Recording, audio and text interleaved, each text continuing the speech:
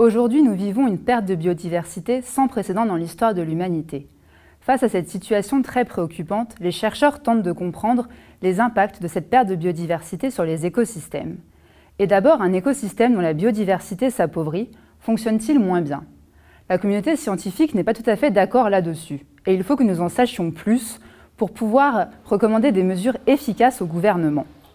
Pour éclaircir la question, l'idée est d'étudier le fonctionnement du plus d'écosystèmes différents possibles. À mon échelle, j'utilise ce que l'on a appris dans le domaine des plantes et je l'adapte à un écosystème très particulier, un récif d'Hermel.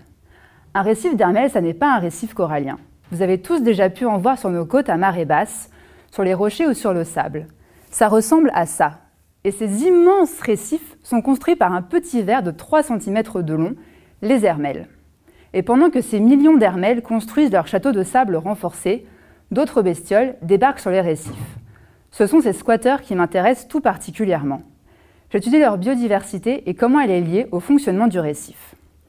C'est le matin, j'arrive au labo, je mets mes bottes et mon ciré et je pars en tracteur vers le plus grand récif d'Hermel d'Europe, qui est en baie du Mont-Saint-Michel.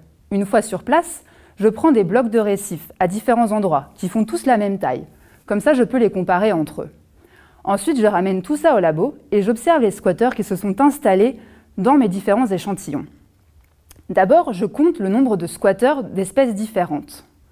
Par exemple, dans un morceau de récif, je trouve 3 squatteurs. Un crabe, une anémone et un coquillage.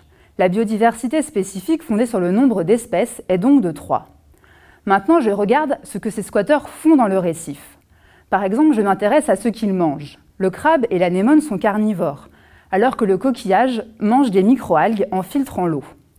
Le nombre de manières différentes de se nourrir et le nombre de squatteurs qui utilisent chaque manière de se nourrir est une autre mesure de la biodiversité qu'on appelle fonctionnelle cette fois-ci. Une fois que j'ai ces 2 indicateurs de biodiversité, je fais des analyses pour les relier au fonctionnement du récif. Par exemple, je mesure la production primaire, c'est-à-dire la quantité d'énergie lumineuse qui est transformée en matière organique par des algues qui vivent dans le récif. Pour le moment, j'ai réussi à mettre un fait en évidence. La production primaire est plus importante là où il y a plus de squatteurs différents. Ça fonctionne mieux quand il y a plus d'espèces. Maintenant, le challenge, c'est d'incorporer la biodiversité fonctionnelle. Et là, j'ai ma petite idée. Il se trouve que les coquillages filtreurs rejettent des excréments, qui sont comme de l'engrais à microalgues. Je vais donc maintenant essayer de prouver que là où il y a plus de filtreurs, il y a plus de microalgues et donc plus de production primaire. Bref, ça fonctionne mieux. Et oui, chaque jour est comme un nouveau défi lancé par la biodiversité qui me dit « Persévère et tu finiras par percer mes mystères ».